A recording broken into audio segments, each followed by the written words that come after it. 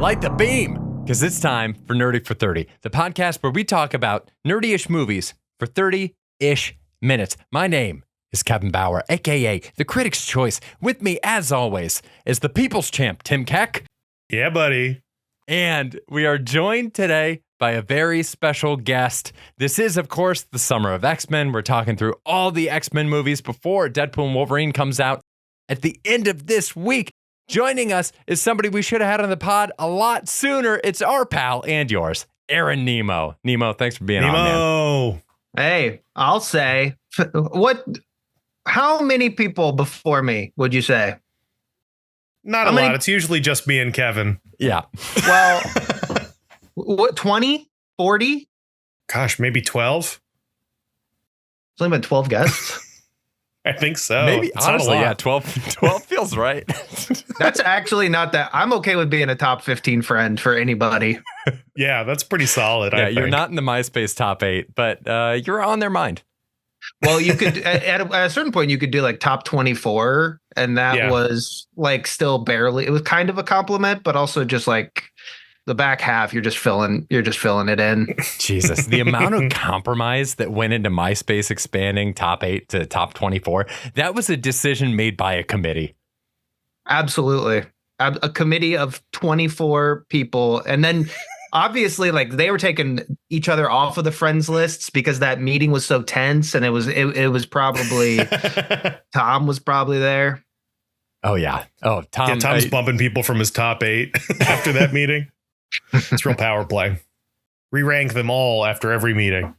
You know what? We haven't ranked the X-Men movies yet, but maybe we'll do that too. We'll do at the end of this entire process, we'll do a top 8 of the X-Men movies, of which I think there's like 14. But speaking of the X-Men movies today, we are talking Deadpool 2. Let's dive right into it. Nemo, what's your one sentence take on Deadpool 2?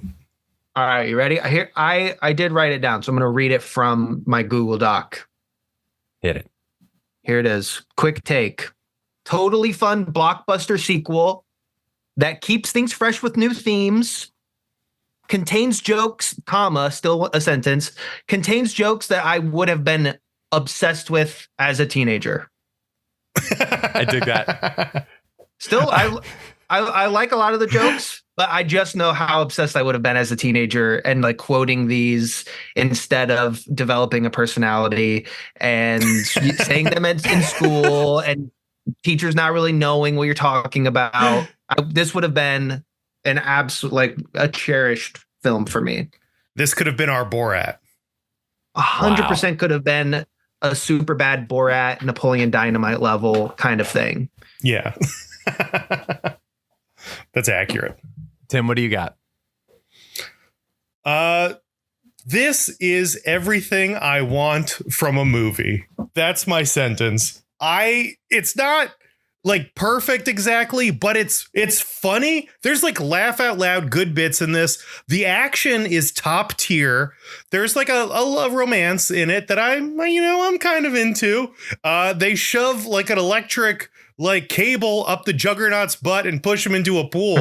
Like, this is covering everything. And also at this point, they're just quoting lines from other superhero movies, and we're all on the same page. We all get it. We've all seen them a bunch, and it crushes. It's just a good time. I was so excited to watch this. I'm excited to watch it again whenever that happens.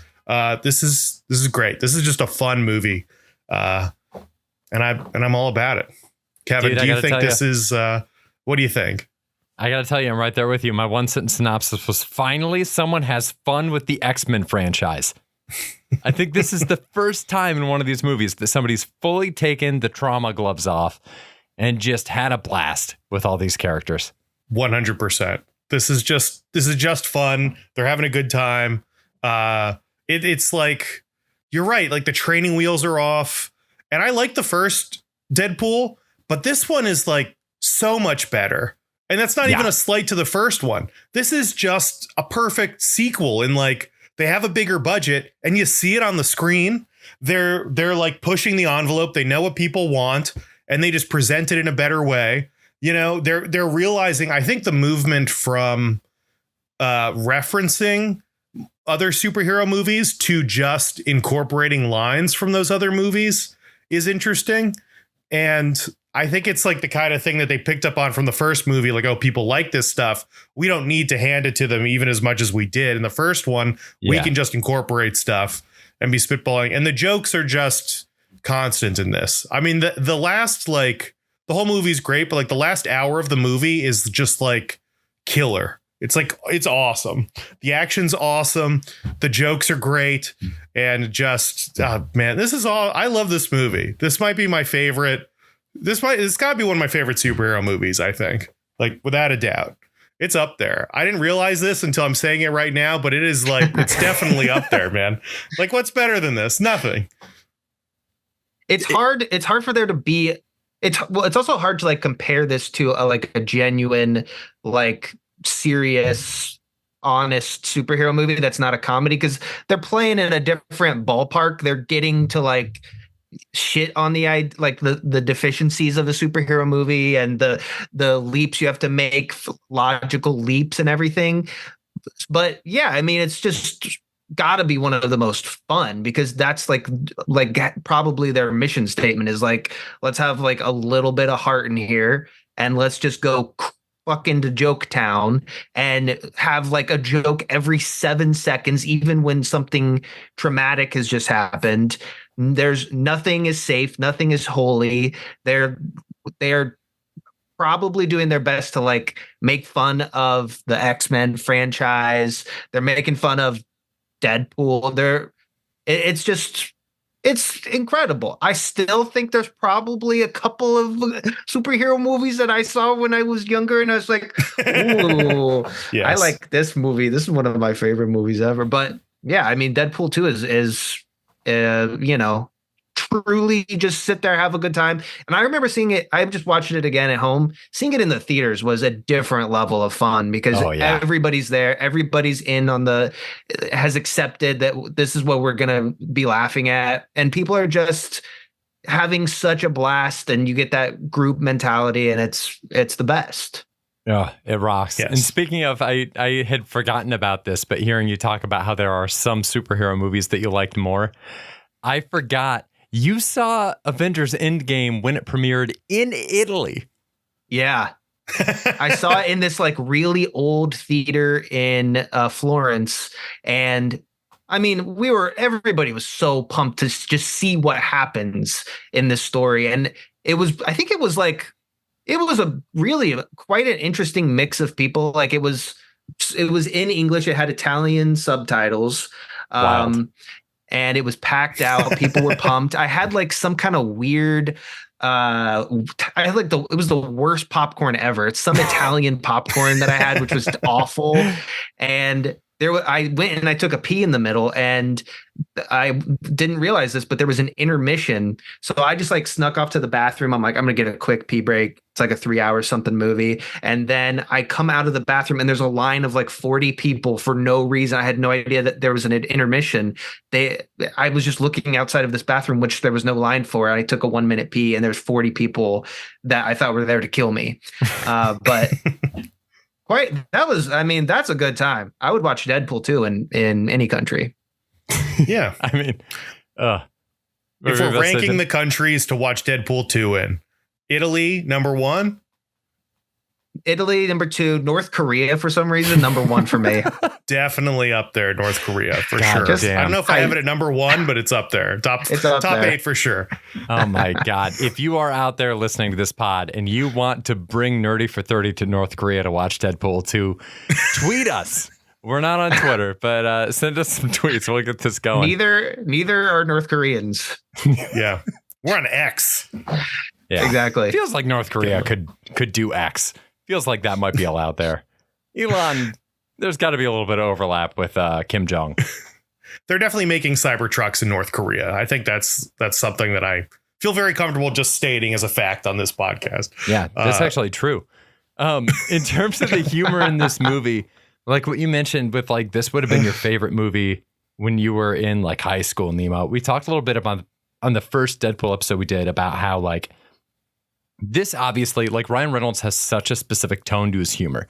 And I feel like in general, a lot of the humor that falls under that same banner can rub people the wrong way.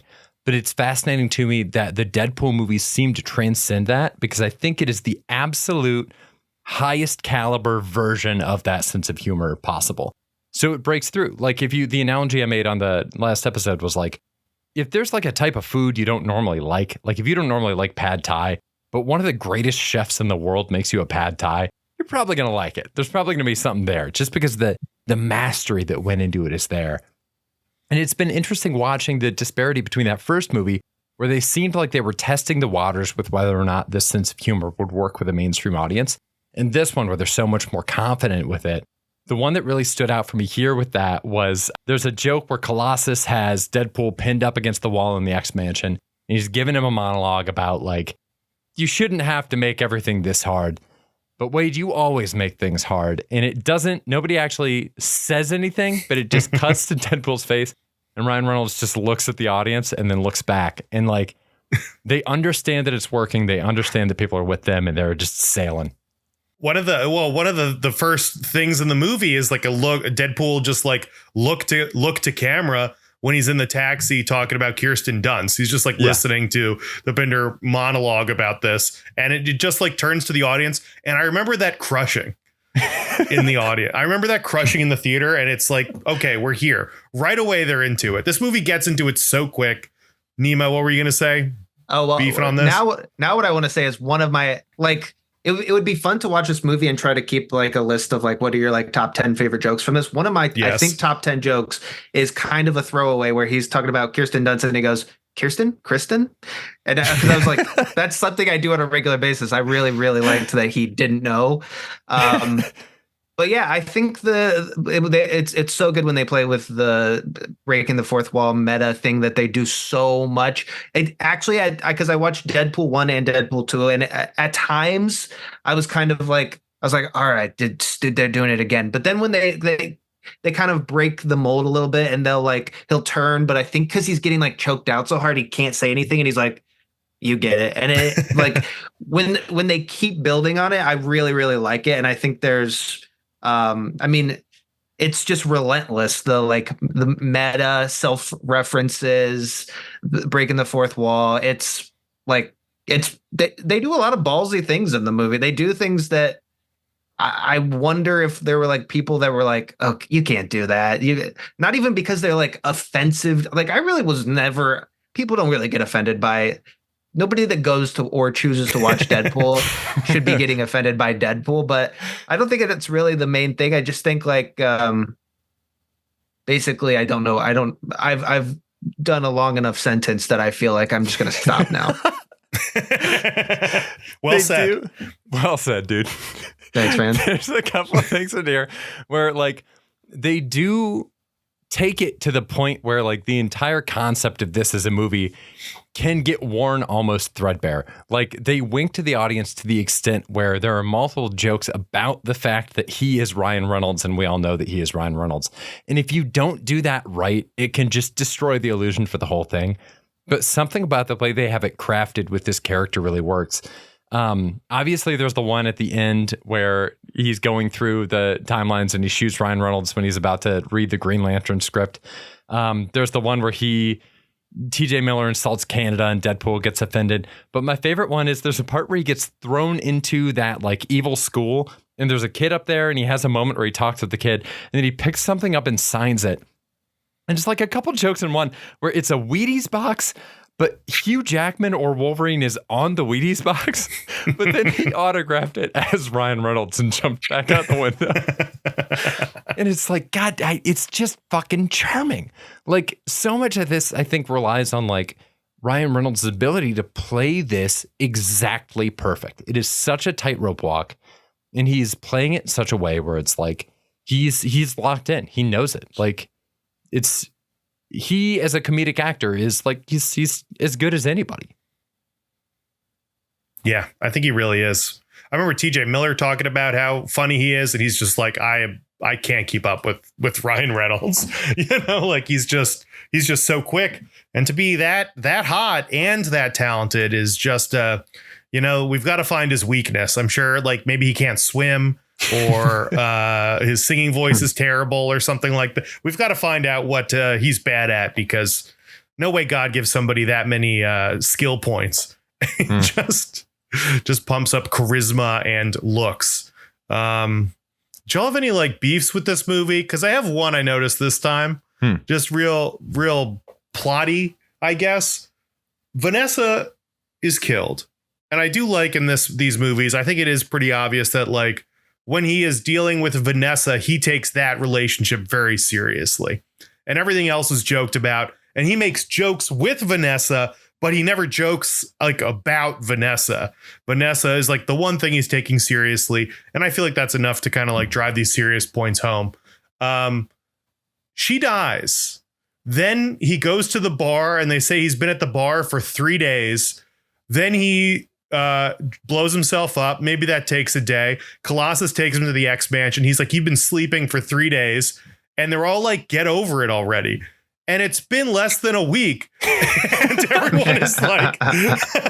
everyone is like, dude, get over Vanessa. You got to move on. They're practically setting him up on other dates. Like, it's the way the story just moves past it so quickly is funny. And I don't like, why didn't they make that a longer period of time? I feel like it easily could have been, but they don't. Maybe that's just how flippant the story is, or they're trying to have Deadpool be that broken from this experience, but rubbed me as weird this time. That's a good point. That's a very good point. Yeah. The crowd is, they at least could have stretched out the period of time, because he says that he went through and he hunted down everybody that was involved in her death. So they at least could have stretched that out to maybe be like a year, like even a year. I mean, like she's such a comedically like perfect match for him. Like, I don't mean in terms of their sense of humor. I mean, it's like, it's ridiculous the extent to which they go out of their way to make her the absolute perfect match for Wade. So there's no way you're going to get over that person in even a year. I mean, maybe that's the reason they didn't do it. It would take this guy fucking 40 years to move on. It'd be a 70-year-old Deadpool.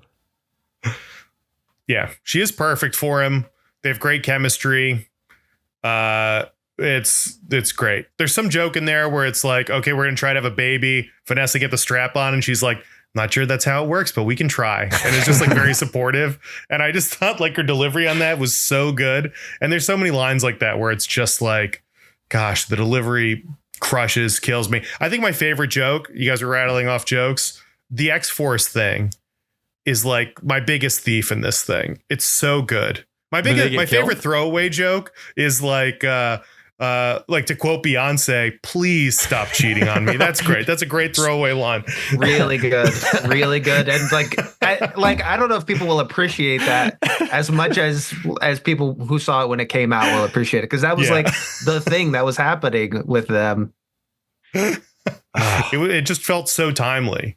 I wonder, it's got to be so nice that he's got a mask on for 90% of these jokes, because if something big happens, they can just ADR that in. Like, they can make this thing shockingly topical retrospectively or retroactively. They should just punch it up every few years. Yeah. Yeah. They should release a weekly movie, just different jokes every week. That's all I'm using AI for. It's just more Deadpool movies. Do you have any beefs or any thieves? I guess X-Force. Do you guys want to talk about the X-Force scene? Because I think it's so good. It's such an incredible chunk, and it does kind of lead into the part that I feel like we got more of in this movie, where it is like they give you a lot. If you're a Deadpool fan, or like specifically a comic book fan, there's way more Easter eggs in this one, I feel like. And the X-Force stuff is a pretty good example of that. They're making all these jokes about like, this author who hated Domino and can't draw feet, like that's a whole like thing online. I was like, I just have to stop it and figure out what this is, because I didn't know what that was about. And then I looked it up and I go, that makes sense. Pretty cool. Pretty cool. Nice. And then I saw some of his drawings of like shoes and feet, and I was like, he got better. I think he actually kind of figured out how to draw feet. He figured it out. He got torsos eventually. Just a weird dude. But that X-Force. I also think like the first time the X-Force thing happened and everybody died, that was so jarring, and again destroyed in the theater, like absolutely crushed. That was one of the funniest things I've ever seen. I think the first time I saw it, just all these people immediately dying, something with like the oh man, what's it, the Vanisher, like maybe the wind can't carry what it can't see or something like that. They just got all these great lines about these dude. And then he goes back in time and saves Paul or whatever that dude's name was. It was pretty great. Oh yeah, you have any other Rob something from Twitter? Rob Delaney. Rob Delaney. Yeah, saves Peter. He's amazing in it by doing so little. Like exactly what the role called for was him to just be a very regular man. It rules. Again, I knew exactly how to play it. I thought Zazie Beetz is amazing in this. Yeah, she's great. The whole concept, I remember people having basically the same conversation that he riffs in this movie about, like, what's luck going to do? How do you make luck look interesting on screen? And the way that they do everything and the way that she plays it so confident, it's a blast. It's so cool to see her interacting with him and to have somebody be that kind of a foil with Deadpool. I really hope that she is in Deadpool and Wolverine in some capacity because I really like her. I found Domino to be the only character I can compare Domino to is Mr. Magoo. Like it's kind of the same superpower. Is just it's all gonna work out. Just go for it. You can trust fate has your back. They're very different characters, but they're both super. Dude, enter the Magooniverse. I would love to see somebody do something. If we can get a gritty Magoo reboot. In the MC Goo. MC Goo. Yeah, we need a real gritty. We need Josh Brolin to play Mr. Magoo. That would be amazing. That would be amazing. That actually leads me into a small beef I had is I don't think you should be able to be two characters in the same universe. This is kind of an asterisk though, because I think when this movie happened, had Disney bought Fox yet? I don't think they had. I think the deal was still kind of pending, right? Yeah, this was still Sony. But it's still they share a universe. It's a collective Marvel universe, or no?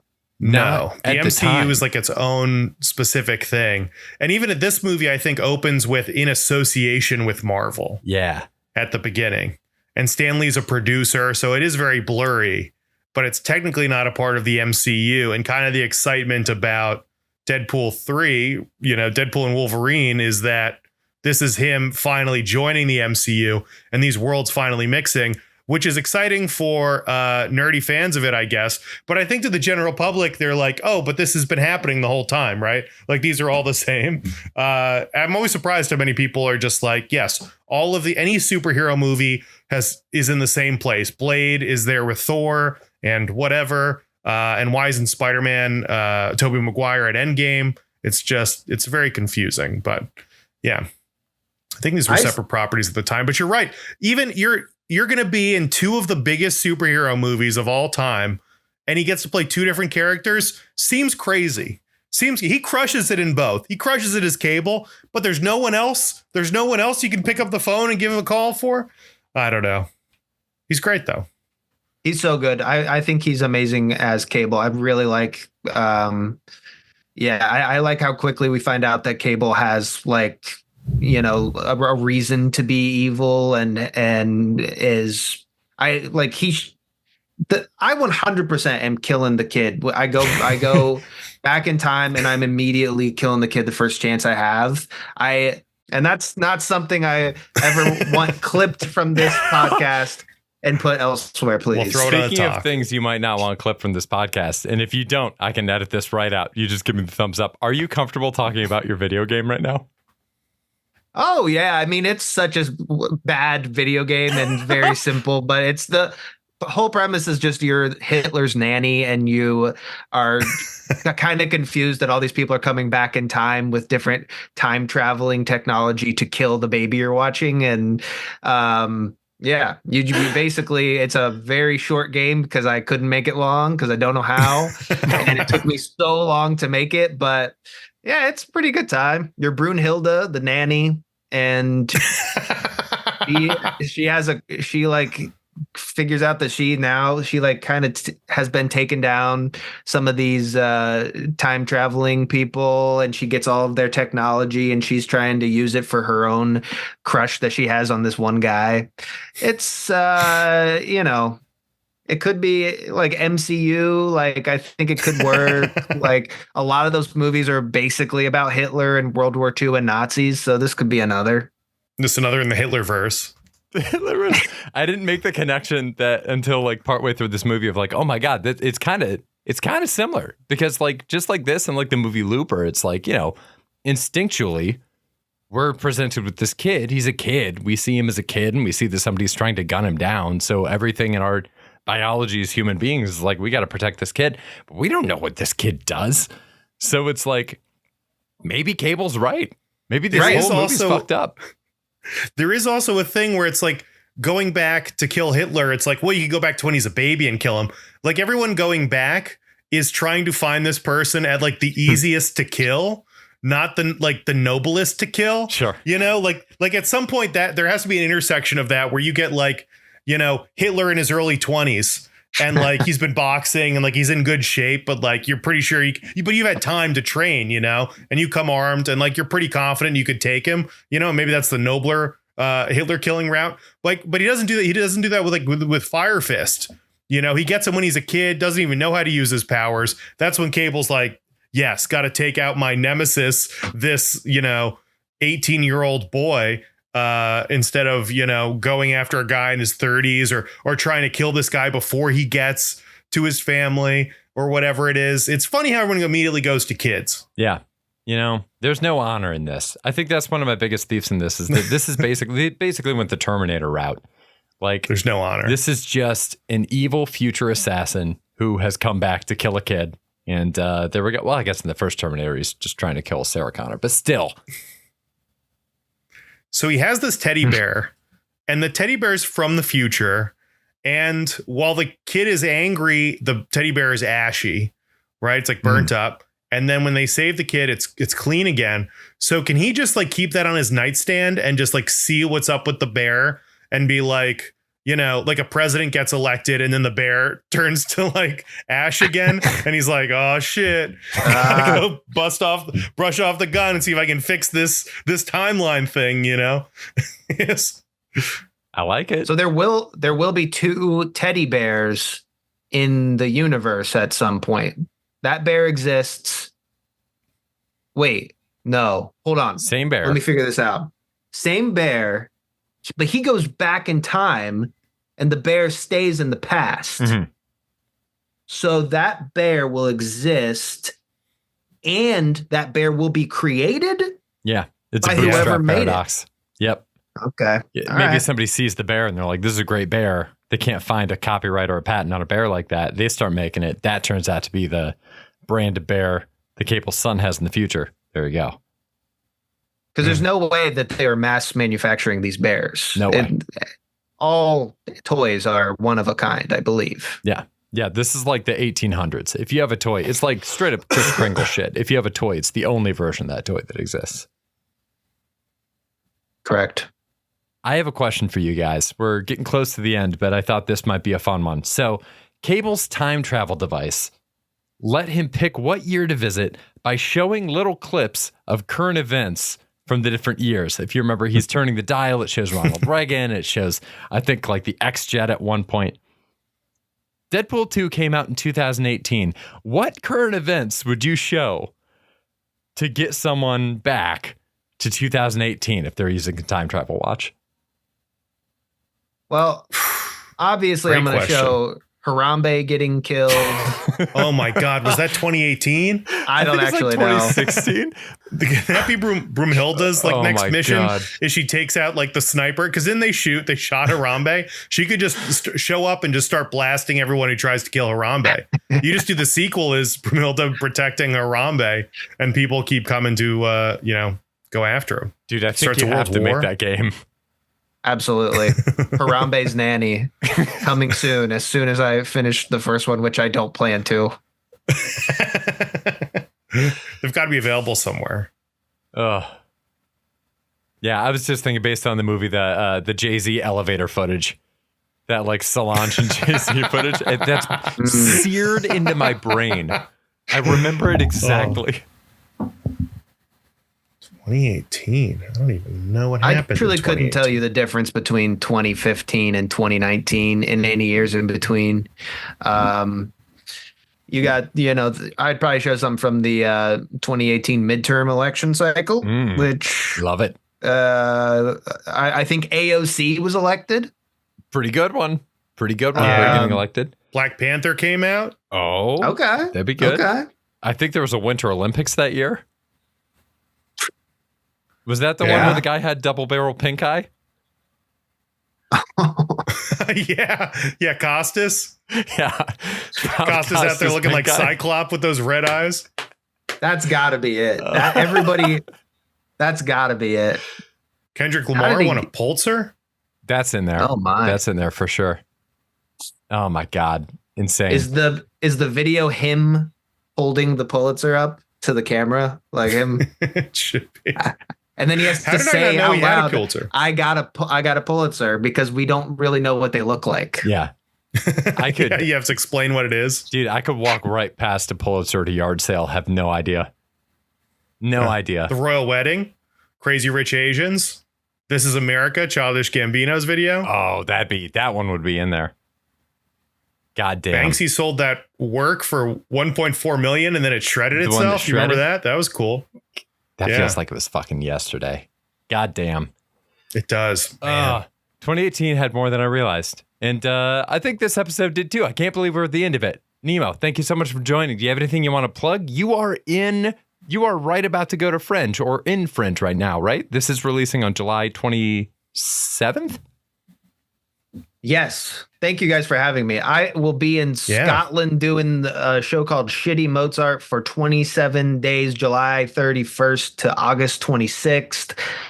If you hear this, come to it from wherever you are. I hear it's really hard to get people to come see your show there. And a little bit worried about just having to do it 27 times in a row to 4 people. So come to it, please. Tell your friends who live in, all your Scottish friends, and just help me.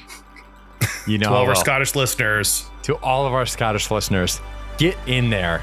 Get off your Scotch asses and go see Shitty Mozart. Thank you so much for joining us. Thank you so much to everybody for listening to this episode. We'll be back here next Tuesday with an early reaction to Deadpool. Early-ish. I mean, it'll have been out for like 4 days, but go see it this weekend. This is the event of the summer.